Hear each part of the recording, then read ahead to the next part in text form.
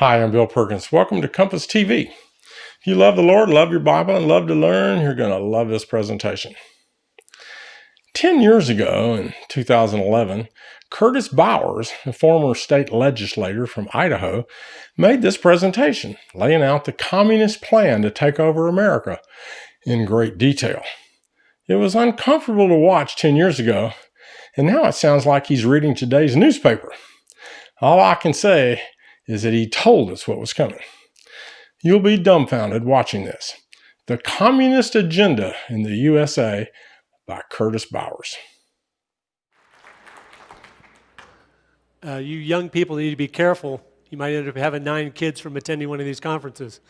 No, I'm thankful for Bill and what he's doing with Compass to bring together a diverse group of speakers with diverse backgrounds to allow you to come spend one day and get the knowledge and information that would take you years on your own to study. And so it's a great blessing to have events like this to come to, and I always enjoy coming because you learn so much, and it's a wonderful experience and the friendships and everything. Like he was saying, I've done a variety of different things in my life, but a few years back, I started to see what most of you have seen, and that's why you're here, that America is falling apart. It's disintegrating right before our very eyes. And being a father with 9 children that God's blessed me with, I know what is the kind of world they're going to live in if we can't stop this. It's not a pretty picture. And so I started researching what was going on, and I made this film. And I'll tell you a little more about it in a minute. I'm going to show you kind of a trailer to it to give you an idea what it's about. And then I'm going to talk about, just briefly summarize some of the content in it and some of the things going on now. And anyway, we will start with this. Hello. In the traditional motion picture story, the villains are usually defeated. The ending is a happy one. I can make no such promise for the picture you're about to watch. The story isn't over. You and the audience are part of the conflict.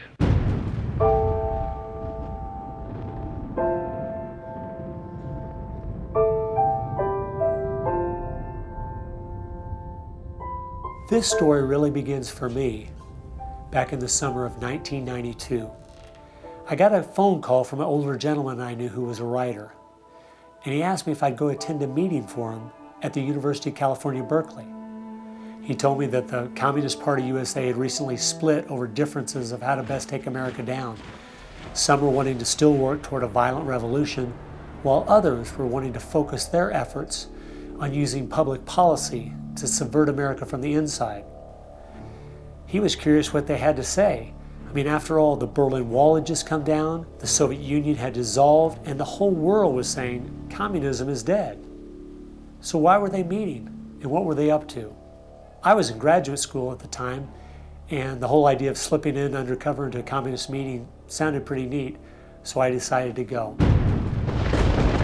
More human beings were slaughtered in the 20th century than all previous centuries combined. We're talking a congressional record, 135 million dead. Their entire purpose was to detach our culture from any moral anchors whatsoever. You look at the changes in America since 1960, perhaps. The whole culture's been transformed. They're coming out of the belief that the village should raise the child. And the village means the government.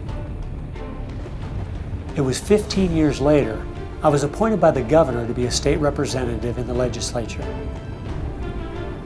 I'd only lived in my district for 2 years, so I thought it'd be a good idea if I wrote a monthly letter to the editor. Each month I wrote on a different topic.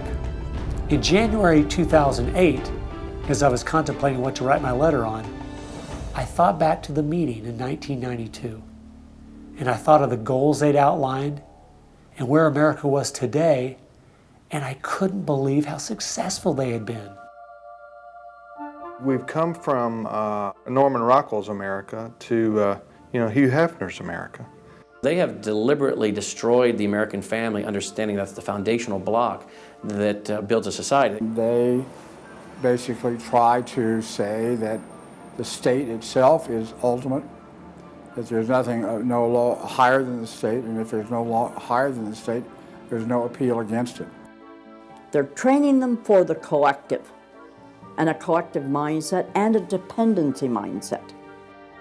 And it seems that they, again, want to have people be uneducated, so then they do become wards of the state. They're dependent on the government to provide everything for them. They go to the places that influence, or I should say, where they could have leverage. I thought we were over communism. I thought, okay, we won that battle. The Berlin Wall came down. Ronald Reagan won the day. We've got to look and see how he fought this, because we're fighting it again on American soil.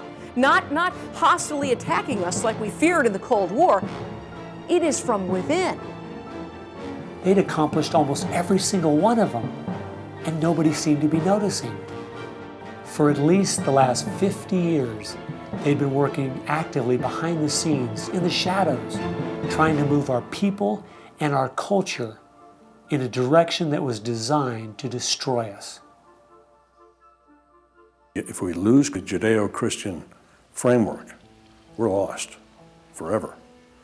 This film will show that the brave new world they seek is nothing more than the failed policies and ideologies of the communism that enslaved over a third of the world's population during the 20th century. It will show that most people on the left aren't communist, just the useful idiots Lenin spoke of, being used to promote a socialist agenda, which is the first and necessary step toward communism.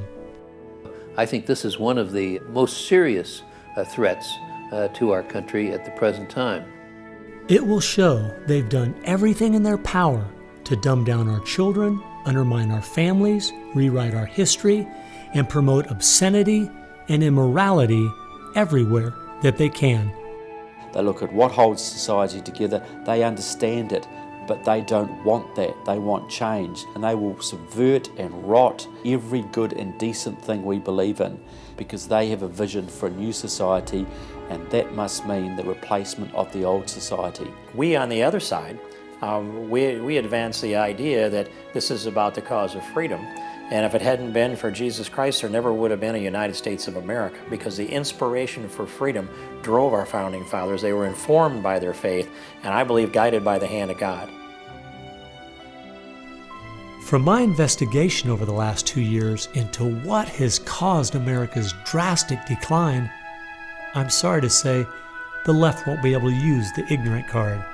They've left too much evidence of their agenda in their books, articles, and speeches. No, America has an enemy that is getting very close to accomplishing its plan of destroying the greatest country in all world history. Once people figure it out, they're going to do what people everywhere do. They're going to start protesting, and they're going to start revolting. And when that happens, that's when the powers that be feel threatened, and they use the power that they have.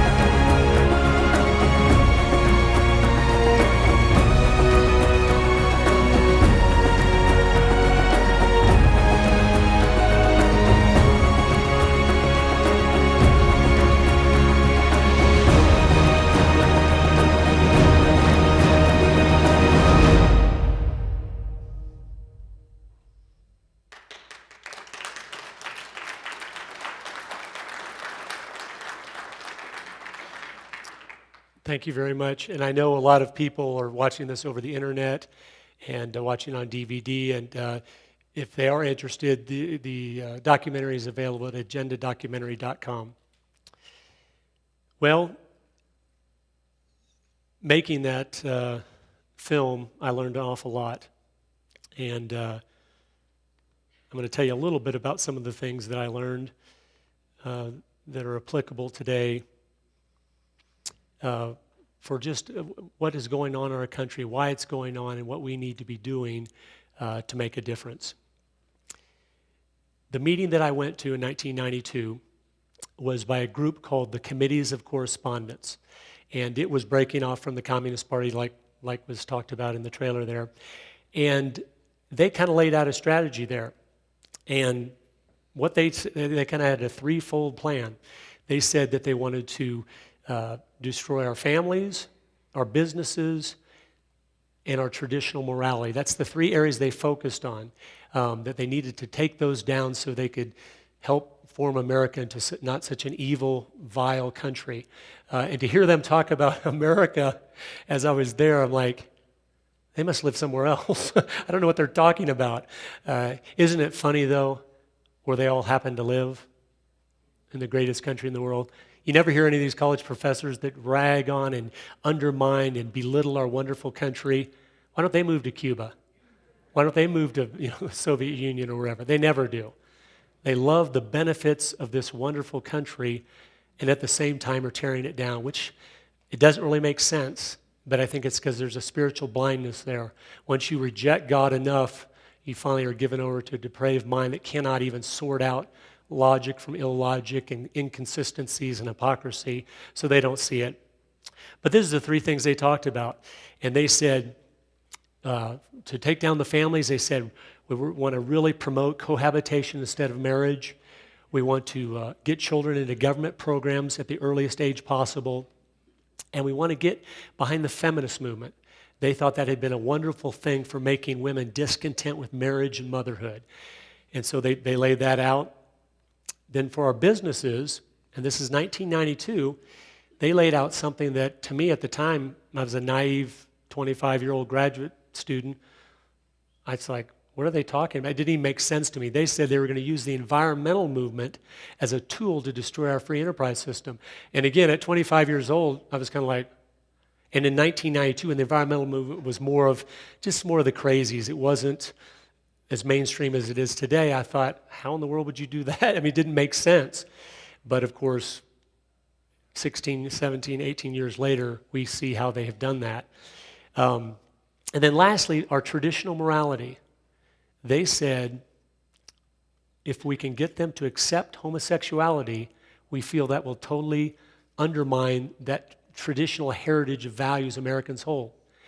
And to be quite honest, I remember when I left the meeting, and I had all the notes, and I'd even recorded a few of the things for the gentleman that was writing a newsletter on it. I thought, this isn't anything I'll have to worry about in my lifetime. It didn't seem realistic at all. It was like, it didn't hit me until 16 years later, in 2008. Like I said, when I wrote I thought back to that meeting, and I thought about what they had said, and I was a representative there in Idaho, and I saw the bills coming through, these environmental regulations and stuff, and I had businessmen coming up and saying, don't pass these things, it's going to wreck my business, and all this stuff. And as I saw that, it's the first time I thought of that meeting in 16 years, and I thought, that's what they were talking about, that meeting. And then all of a sudden I opened my eyes to see, wait a minute, this whole global warming stuff, the Al Gore stuff, this is all doing exactly what they had talked about, 16 years ago. And I was blown away. But one of the letters, talk about writing an effective letter to the editor. When I wrote on that meeting, it became the feature story on the evening news. It was for 9 days in a row, either on the front page or a substantial part of the newspaper. And there was people protesting at the Capitol, demanding I resign.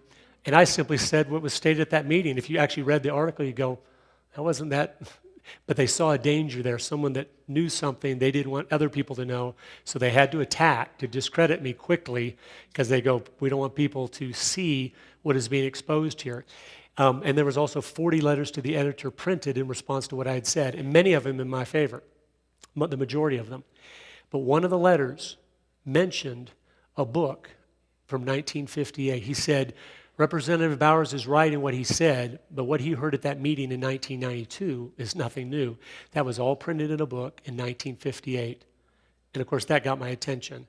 And I called him, I found out what the name of the book was, and I got it. And the name of the book was The Naked Communist by Cleon Skousen. And inside that book, there was a list of 45 current communist goals from 1958. Okay, and it was even read into the Congressional Record of the United States in 1963. So they were well-known and documented goals. And as I read through that list of those 45 current communist goals, it was so sobering and I was so surprised to see, one, how specific and detailed their agenda had been. It wasn't like, oh, let's just wreck America or whatever. It was very, very specific.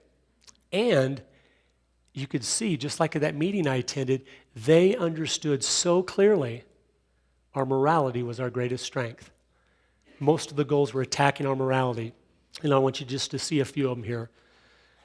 Goal number 24, eliminate all laws governing obscenity by calling them censorship and a violation of free speech and free press. This is in 1958. And those of you who were alive in 1958, you know that obscenity was unheard of in public. People wouldn't, even a lost man's not going to curse in front of a lady or a child. You just didn't do that. You knew better because the Judeo-Christian influence from the culture had taught you what the rules are and you obeyed them. And well, today, good night, you can't go anywhere with people just so profane and obscene at everything that they do. Goal 25.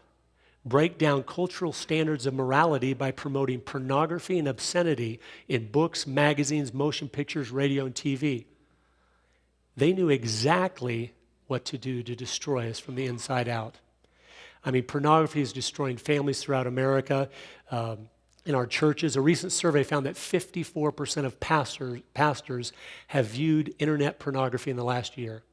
And 40% of pastors in America said it's a big struggle for them constantly.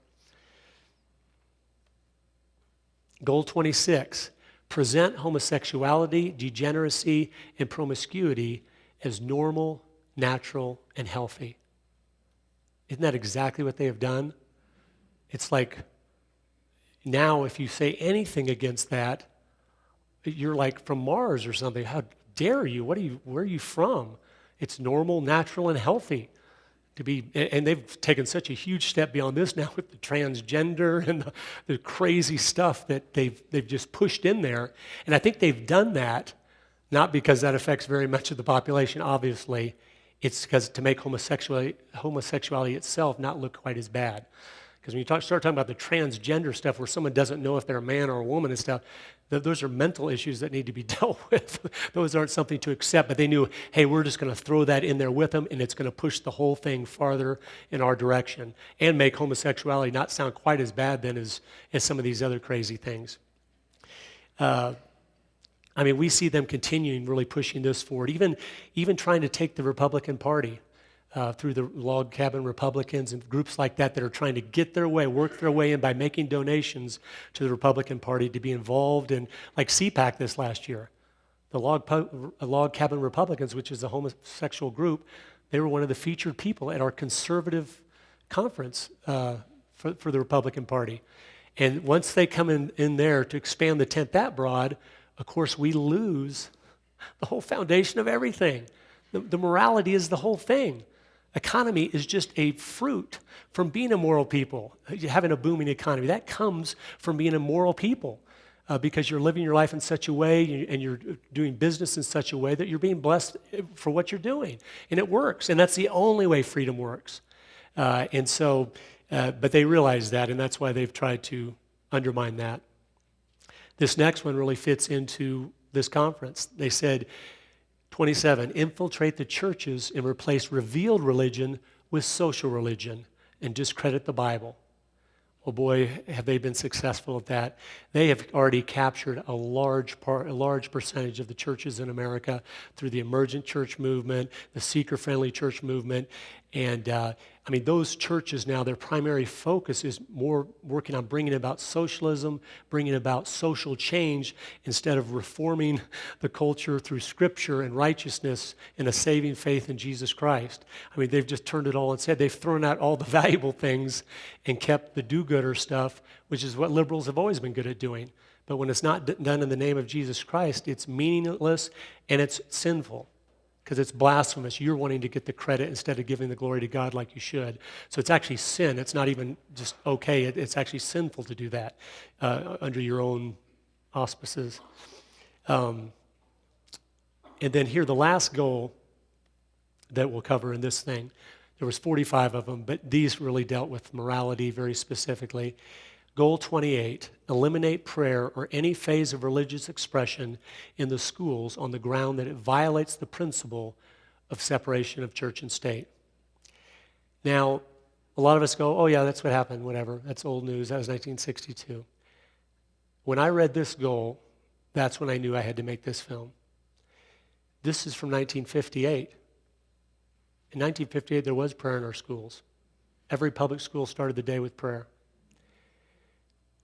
In 1962, when the Supreme Court took prayer out of our schools, it was the first case in American history by the Supreme Court where they used no precedents for their decision. They didn't say, oh, we're deciding this because of this case, and this case. First case ever, there was no precedents given, and what they said is, we're not giving any precedents, we are taking prayer out of the public schools on the grounds that it violates the separation of church and state. Word for word what this goal had stated 4 years earlier. And that shook me up. I go, that kind of precision, it's almost impossible to happen by accident. Something is going on here. Somehow they are influencing things far more than it would seem to a logical mind. You think, how can this little fringe group, minority, be so effective? Well, and we'll get into some of that, how they've been so effective. But anyway, when I read that goal, I felt convicted that I go, this needs to be exposed. The best I can. I don't know if anybody will watch the movie. I don't know if the movie will come out in a form that anyone would want to watch it, but I really felt I was supposed to do it. So my family and I, like you said, I have 9 children. We homeschool. We set out on a 2-year homeschooling project for full-time for 2 years. We lived on our savings, and we researched and watched videos on lighting for interviews and how to film a documentary and everything else. We bought a camera and lights, and we went around and started interviewing and trying to find out what has happened. And the reason I wanted to do that is not to discourage people. I wanted to give you a tool to wake the troops up.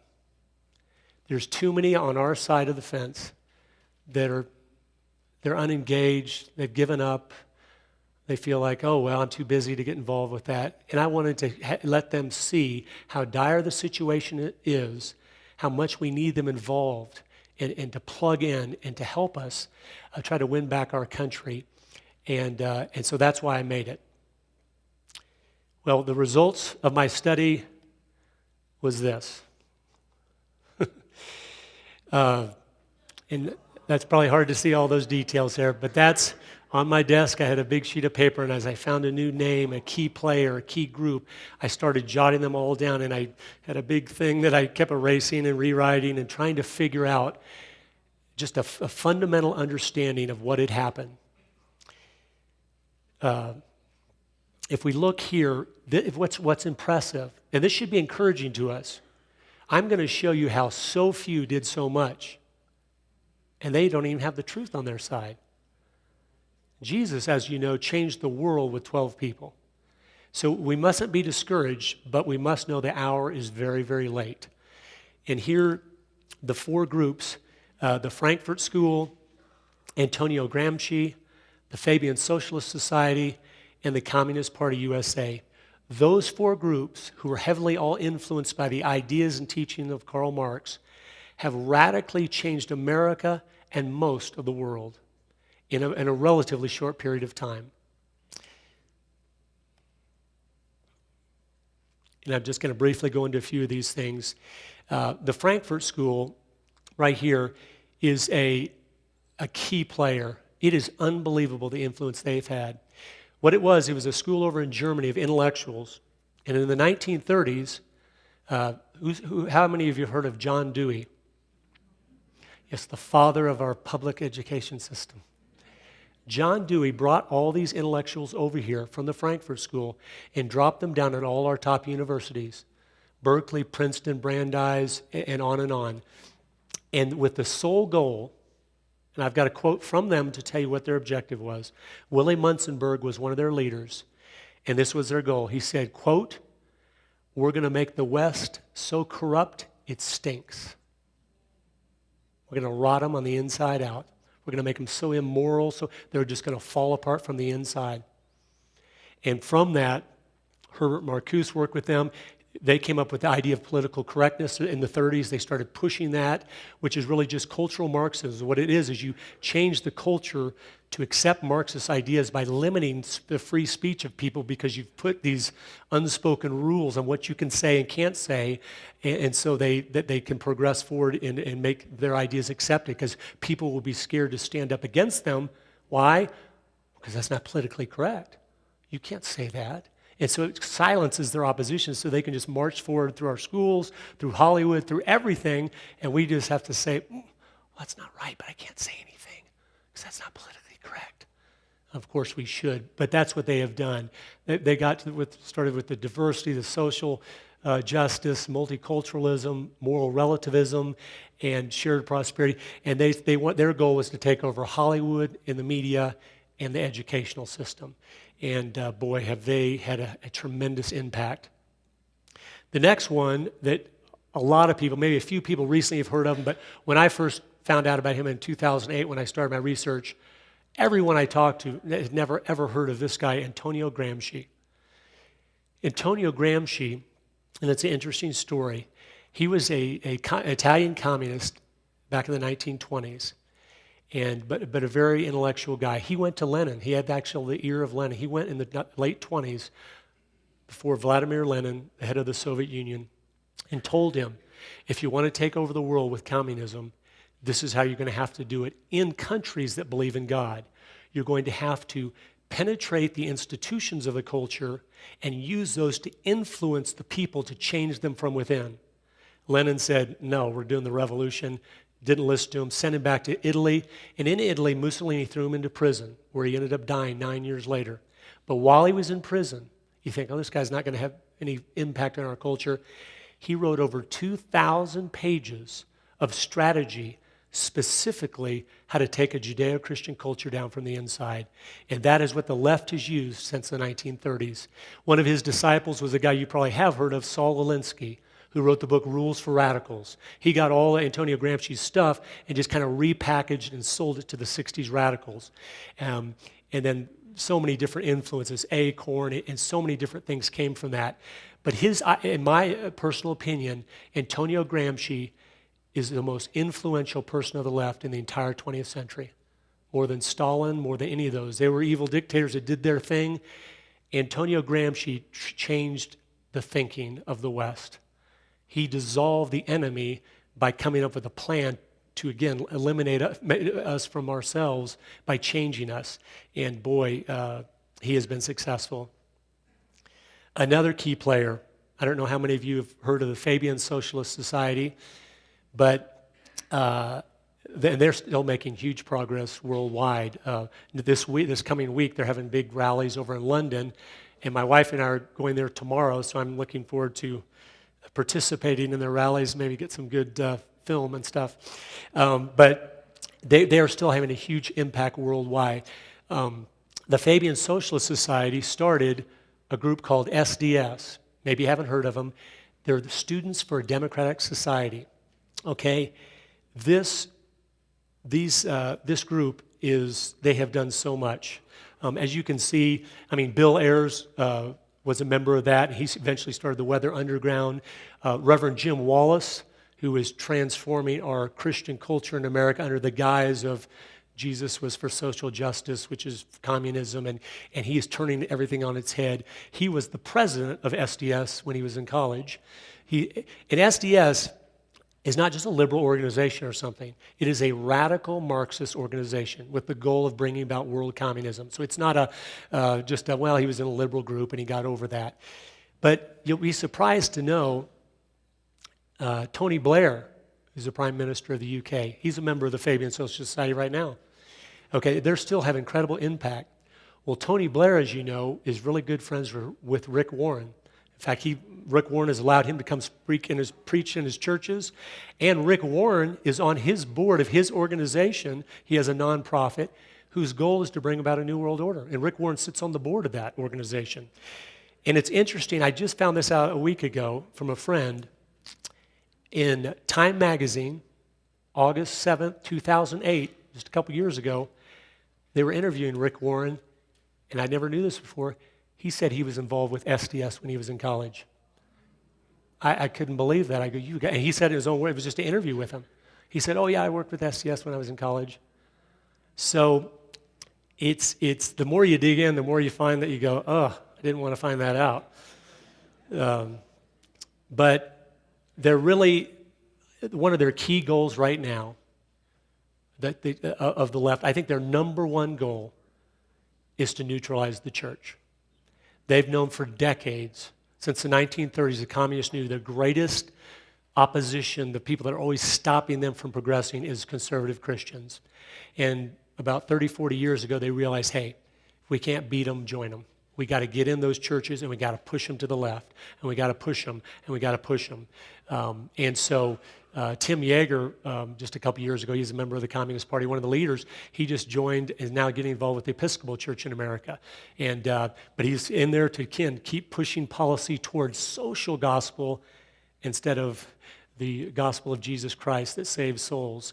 And they realize now, not only if they neutralize the church, do they eliminate their opposition, but they can turn the church, and this is what Rick Warren and them are doing, into community organizations like Acorn that will not only not oppose them, they will be their greatest tools they can use to get them to push for shared prosperity, push for these big government in the name of, we're supposed to help the poor, we're supposed to, all the biblical things twisted out of context. Of course we're supposed to be helping the poor. But that's individually. The government isn't supposed to be doing that. When the government helps the poor, so many bad things happen. First of all, the poor is not helped. We've had a 50-year test case of that, and we see it enslaves them to poverty. I feel so sorry for the black community in America. Because just when they were finally getting the rights they should have had from the very beginning, the good old Democrats came up with a way to enslave them with chains they can't see in the welfare system and everything else, and starting in the 60s with Lyndon Johnson and stuff. And it's so sad because they had the strongest families in America, even despite the way they were treated and everything else. And we've destroyed their families. 75% of the homes don't even have a father. And we know from statistics what happens when there's no father in the home. The chance of that child having a successful life is almost nothing. And it's so sad. And I hope and pray that God will raise up black people that understand this and can go in there and talk about these things openly and boldly, because it's tough for us to do that because it comes across wrong. But and if they can see what's happening, it breaks my heart. And then the last group is the Communist Party USA. It's really funny because most people go, there's still a Communist Party USA? I mean, you think I've had so many people come up to me and they go, when we first started watching your film, we thought, oh, this guy's a nut. But then we went to when we were done watching the film, we went to the website and found, oh, there is a Communist Party USA, and they're almost on every college campus in America. They have learned, the left has learned something that is very wise and a great way they're doing it. It's terrible what's happening, but they've learned, listen, they don't care about us. They care about the 15 to 25-year-olds. That's the whole game. That's all they're after. They want the 15 to 25-year-olds or less. That's their focus. They're not going to spend any money trying to reconvert us. They know we're all going to die off. They're going to get that younger generation and transform them, and then they got it the whole game in just a number of years. And they're patient. They don't care if it takes another 40 years or whatever. That doesn't matter. They just want what they want, and they're going to get it because they're so persistent if we don't stand up and do something. Anyway, if you look here, just briefly, the Communist Party USA, I mean, Roger Baldwin, who started the ACLU, he said himself, what's the goal of the ACLU? He said, the goal is communism. He said his first office when he first started the ACLU was in the Communist Party headquarters in New York City. They were sharing offices at the beginning and stuff. It's a radical organization, as most of you know, that their primary goal was to eliminate Christianity. Take the prayer out, take the Ten Commandments out, get God out of everything. And they have been so successful. I mean, Henry Hay, who was a leader in the Communist Party, he started the first radical homosexual organization called the Mattachine Society.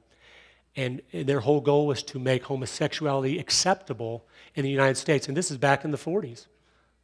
They're patient and they've been plodding along. But boy, have they been successful. Betty Friedan, who wrote a book called Feminine Mystique in the 60s, which was a huge seller. And I read a lot of it when I was making this film.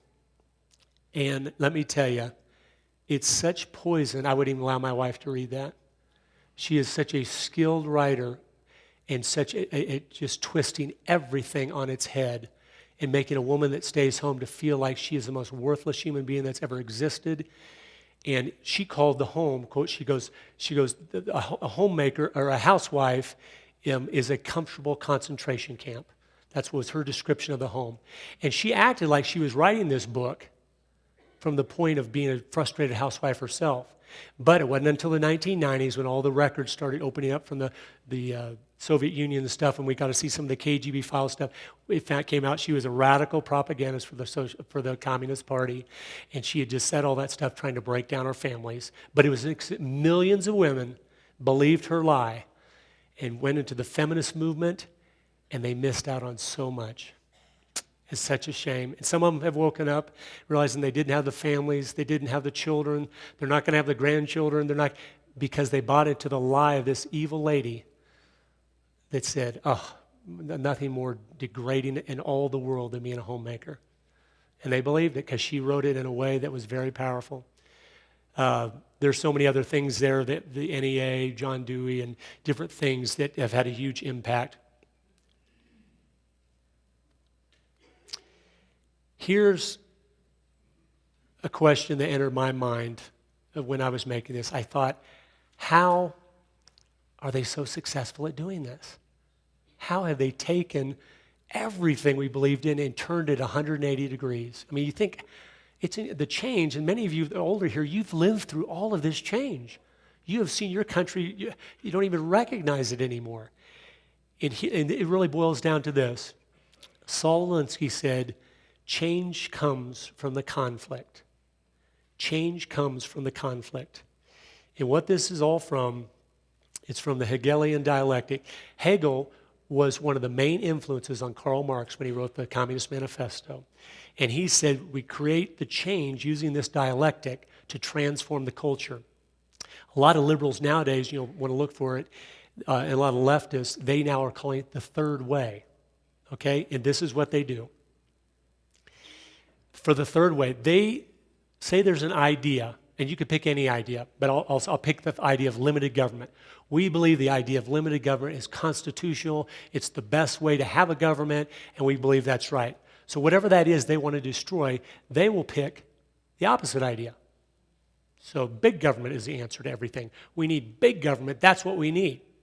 Okay, so they push the idea of big government, knowing when those two ideas collide, there will be compromise and some ground will be gained in the compromise, and they keep doing this over and over and over again, gaining a little bit of ground every time because they're always having to compromise, and then each time, and it's always going in their direction. It's never going in ours. And so, I mean, like the old saying, the blackest of all lies is the lie that's half truth. And that's what they've done. They've taken the truth of the ideas and the principles and the things we believe in and tainted them and then sold people this. And as the compromise goes on and on, eventually everything is so watered down, no one knows what the truth is, and no one knows what's best, and no one knows much of anything. But again, remember, that is the tactic they always use. I mean, even when we have control of Congress, what do they always say? Come on, you need to work with us. Just like when they pushed healthcare, it's the perfect example. We want everyone to have total health care. They push the most radical thing they can get. And of course, we start to build up opposition and say, no, you can't.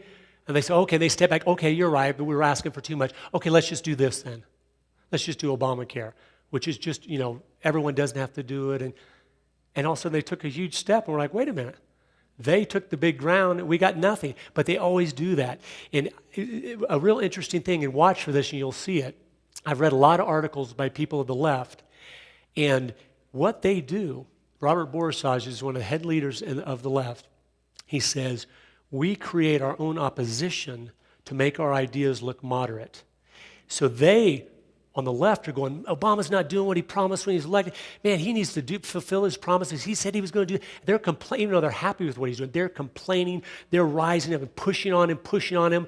So to a naive American, it looks like, he's kind of in the middle. He's more of a moderate because there's people that aren't happy with him on this side and on this side. And so he keeps marching forward with his ideas because we're gullible enough to go, wait a minute, that whole idea was no good. We're not buying any of that. We're not interested. We're staying right here like a rock, and we don't care what you feel or what this is the best. History proves this is the best. But we do it over and over again, and again, they are so successful at it. Really, the bottom line, this is what they are doing. They are taking us traditional to transitional to transformational. They take what's traditional, they transition it, the traditional, until it's transformed the whole thing into transformational. And they have turned our churches on their head. They have taken over our educational institutions. And from all this, you know what? It's kind of clear that things don't look good. They really don't. For a lot of things, because the problems really, they're running so deep. It's not one election, it's not one president. Is the next election important? Of course it is. Every election from the rest of our life will be very, very important, and we need to be involved. That's very important. But it's the change they've done. I mean, if we look in 1980 at the presidential election, I mean, look how beautiful this is. Red is Ronald Reagan, blue is Jimmy Carter. That's 1980. 1980, Ronald Reagan versus Jimmy Carter. And now look, by them having control of education and media, look at 2008. Look how much of the country they have taken over. Look at the difference of that. They've taken all the population centers, everything, because they have control and influence over our children and our grandchildren. And it's been incredible what they have done. I've got several different things that, last year the NEA, they were calling for a day to celebrate Chairman Mao's successful revolution in China. That's our NEA. They're teaching our children, and if you're not familiar, he slaughtered 50 million of his own people, okay? We've got, Hitler killed 6 million and we think, he's Satan himself. But the communists, when they do 10 times, they don't even bring them up. They still want to have a day to honor them. A lot of you know, the media has been captured. Lawrence O'Donnell on MSNBC, he said on the air in November, I am a socialist. He praised a guy named Langston Hughes. And Langston Hughes is, he was totally for a communist form of government. One of his poems he wrote was called Goodbye Christ. Goodbye, Christ Jesus, Lord God Jehovah. Beat it on away from here now. Make way for a new guy with no religion at all. A real guy named Marx, communism, Lenin, Stalin, workers, me. I said me. And we wonder why we have a problem. Our media is honoring, they said this is one of the greatest men in American history, whatever, writing this kind of vile stuff. And they're the ones that are supposed to be giving us our information. All of this ends. Where does all this lead, and what is the end game of socialism? It's right here.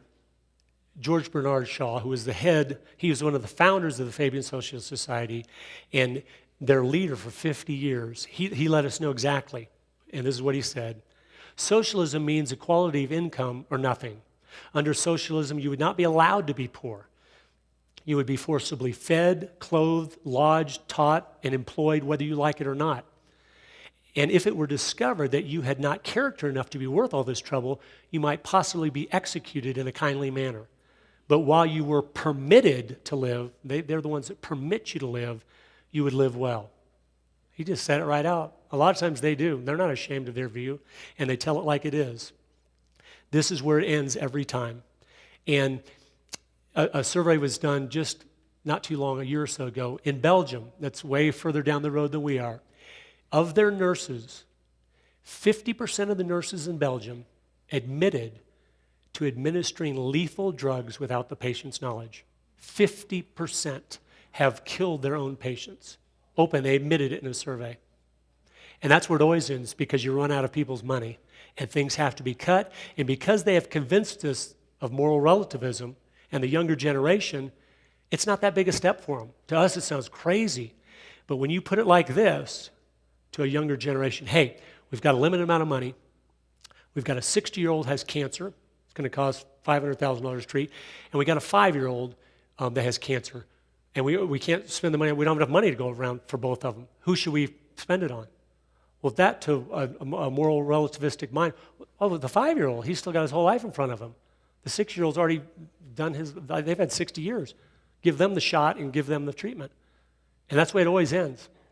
If things continue as they are, many of us in this room will not die of natural causes. This is where it always goes. It has to go because they run out of money. There is no option. They cannot allow you to spend, even if you have your own money, they'll go, no, you can't spend your money on that treatment. We have to have that money because everything gets so tight when you get into a socialistic society that they simply have to move forward. For our children's sake, these are 4 of my boys, we must fight with all our might to stop the destruction of our country and our Judeo-Christian heritage.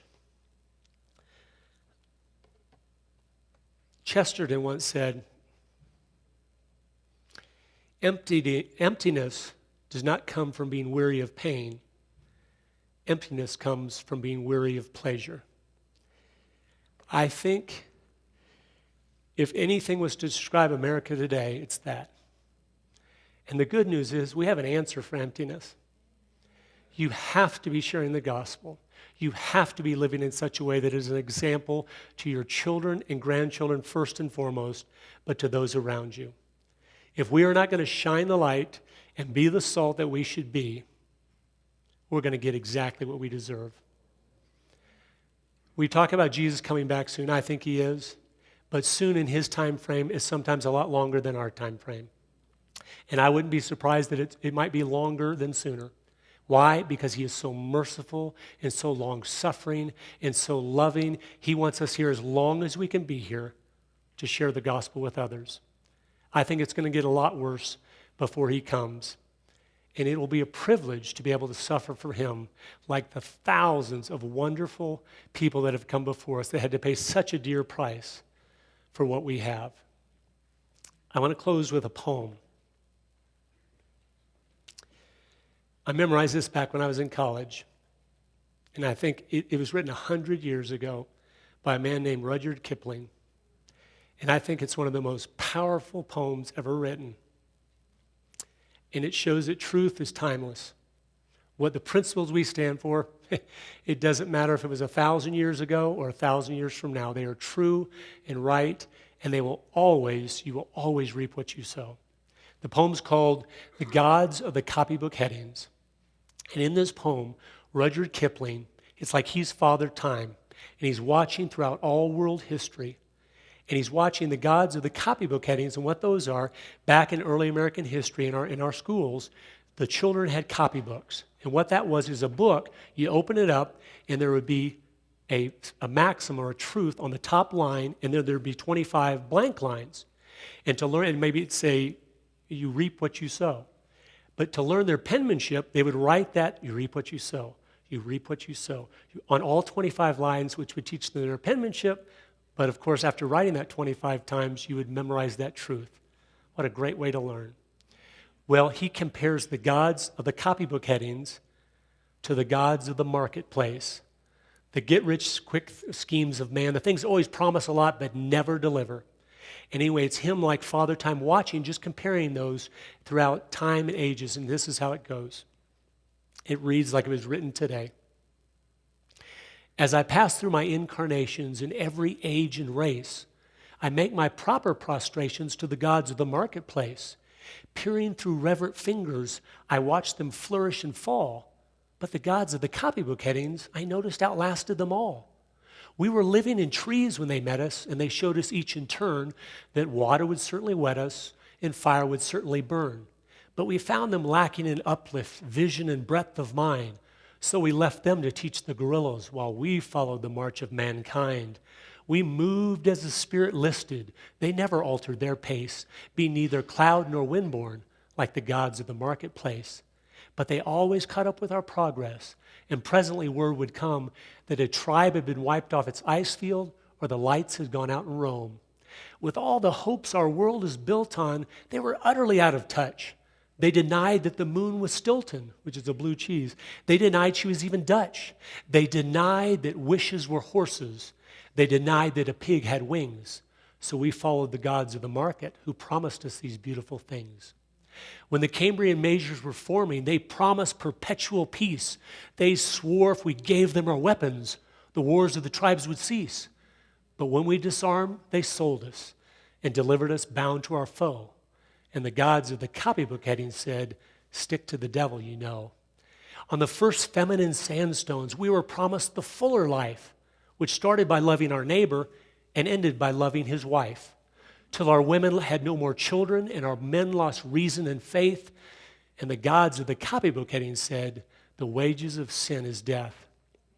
In the Carboniferous epoch, we were promised abundance for all by robbing selected Peter to pay for collective Paul. But though we had plenty of money, there was nothing our money could buy.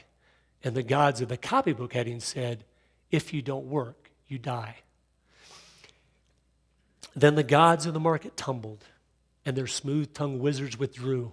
And the hearts of the meanest were humbled and began to believe it was true, that all is not gold that glitters, and 2 and 2 makes 4. And the gods of the copybook headings limped up to explain it once more. As it will be in the future, it was at the birth of man. There are only 4 things certain since social progress began: that a dog returns to his vomit, and that a sow returns to her mire, and the fool's burnt bandaged finger goes wobbling back to the fire. And after all this is accomplished, and the brave new world begins, when all men are paid for existing, and no man must pay for his sins. As surely as water will wet us, and as surely as fire will burn, the gods of the copybook headings with terror and slaughter return. You can never defy the biblical principles without reaping incredible consequences. That's what we're doing right now with our country. I want to encourage you to use this film as a tool to wake troops up. Use your life as a tool to wake the troops up. Do everything you can, because maybe we're not going to win this battle right now, but we are responsible for our time here. And we need to be found faithful, standing at the post, standing up for the truth, standing up for what is right, regardless of the consequences. I promise you, when you're standing before Jesus Christ, you'll be so thankful you spent the time and energy and effort to be faithful with your life. Thank you so much.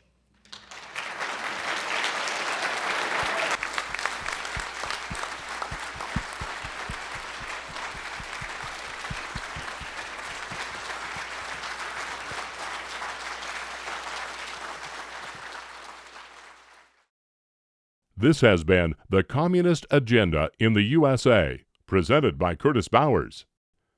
To receive a free catalog of over 250 awesome Bible studies on DVD or CD, all using and defending a literal translation of the Bible, information on upcoming Bible conferences in your area, or details of our missionary outreach and trips to Israel, call Compass at 1-800-977-2177 24 hours a day, or visit us on the web at compass.org.